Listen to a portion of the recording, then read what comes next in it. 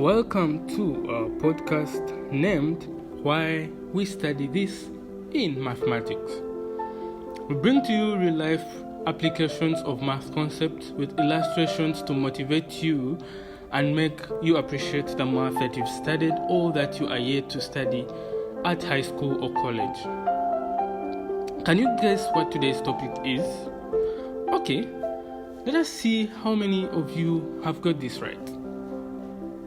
Have you ever wondered whether the messages you send to your friends, partners, workmates, or strangers are not seen by any other third party during transmission? Well, most of you have. Today, we're answering this mathematically using matrices. Have you got it right? Interesting. So, how are matrices connected to sending and receiving of messages? Are you excited? Okay, let's go. Recently, there has been massive introduction of innovative technologies and software around the world. Unfortunately, this modern technology comes along with many insecurities that need to be eliminated. For example, social media has come with one of the most commonly used platforms, and these include Facebook, WhatsApp, and Snapchat, where a lot of personal and business information is exchanged, of which some is confidential and no one else other than the intended recipient is expected to know. In response to this threat, the companies that deal in these social media platforms used cryptography. Now, what is cryptography? According to the International Journal of Advanced Computational Engineering and Networking, cryptography is cited as the learning of private. The main aim of cryptography is to help protect data using storage and transmission with the aim of enabling only the intended user to see it. Through this, personal data is totally hidden from third parties. Cryptography is broken down into encryption and decryption. What is encryption and decryption? Encryption is basically translating plain text, which is directly from the user, into cipher messages that cannot be easily read, since it appears to be something random and meaningless, according to Geeks for Geeks. On the other hand, decryption is the process of converting the meaningless message or the cipher text into plain text which a receiver needs to understand. There are two types of encryptions, and that is asymmetric and symmetric encryptions. But our focus today is on asymmetric, since that is what is applied in social media to protect your messages. In the asymmetric encryption, there are two keys used, the private and the public key. The public key is on the sender's end, call it an encrypting key, while the private key is used by the recipient to decrypt the messages that you've sent them. Through the public key, though the public key is shared by everyone, the private key is kept confidential to only the user who owns it.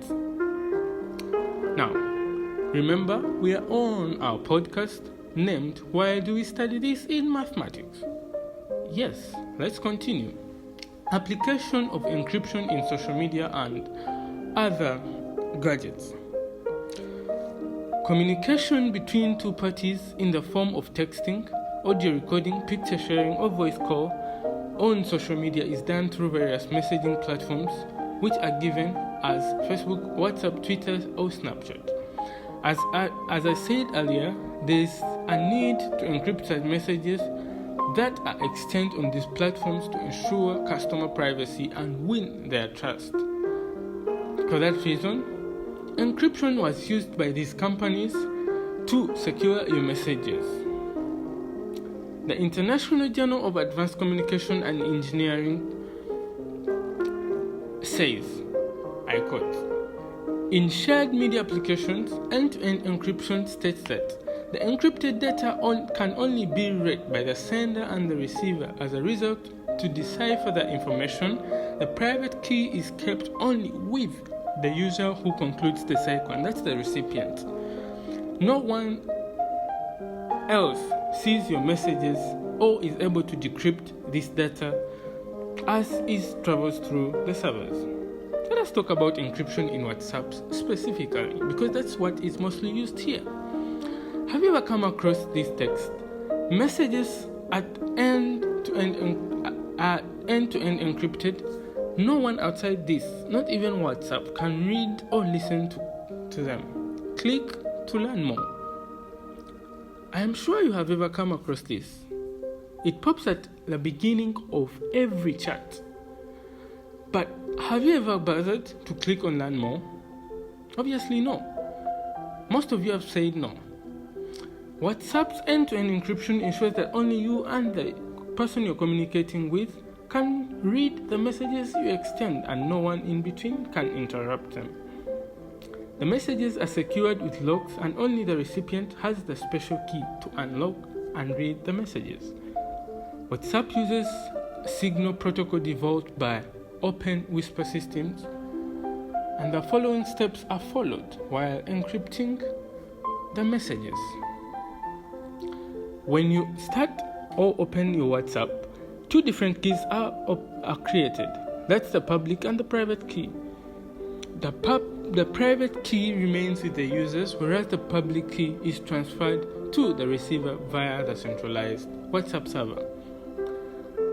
The public key encrypts the sender's message on the phone even before it reaches the centralized server.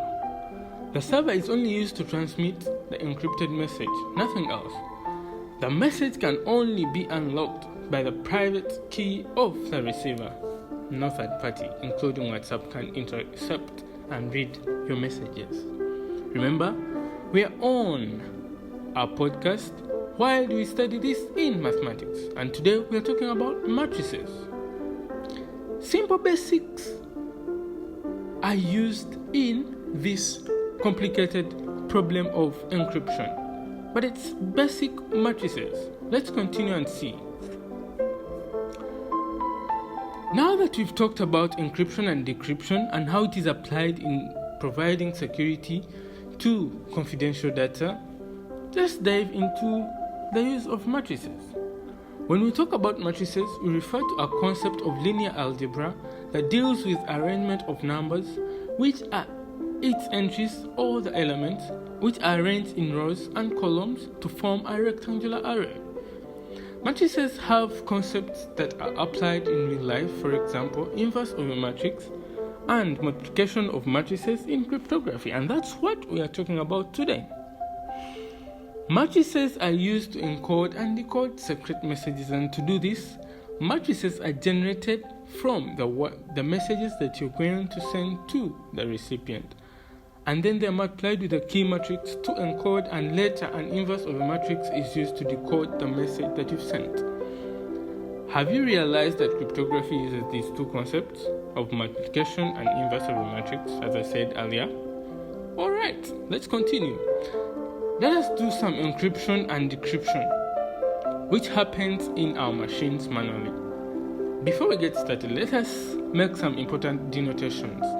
In our case, we are going to use correspondence where letters A to Z map to numbers 1 to 26.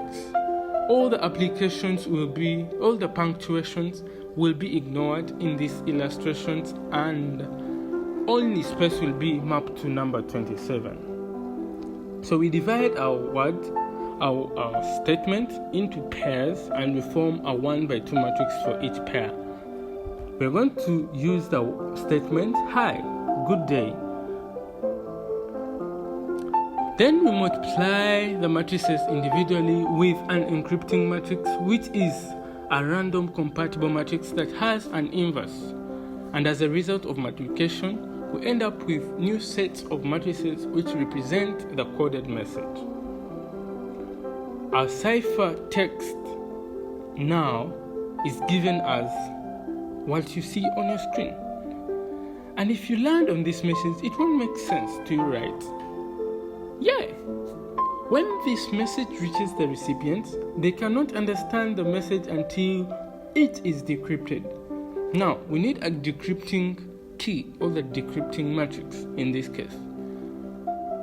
And it is got by getting the inverse of the encrypting matrix that we used earlier, which is a 2, 1, 3, 2. So the results from the encoding are multiplied with the decoding matrix, after which the numbers are mapped onto the corresponding letters, and then you get your plain text. That's how you read and understand the message that has been sent to you.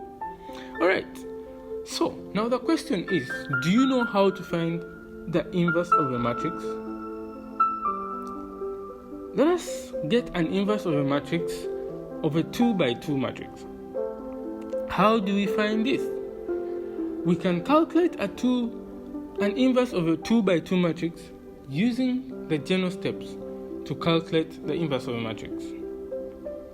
And here we first find the determinant by multiplying the numbers in the major diagonal, and we subtract the multiplication of the numbers in the minor diagonal. Then we extend the positions of the numbers in the major diagonal, and we change the signs of the numbers in the minor diagonal to get the adjoint. Now, the result is multiplied,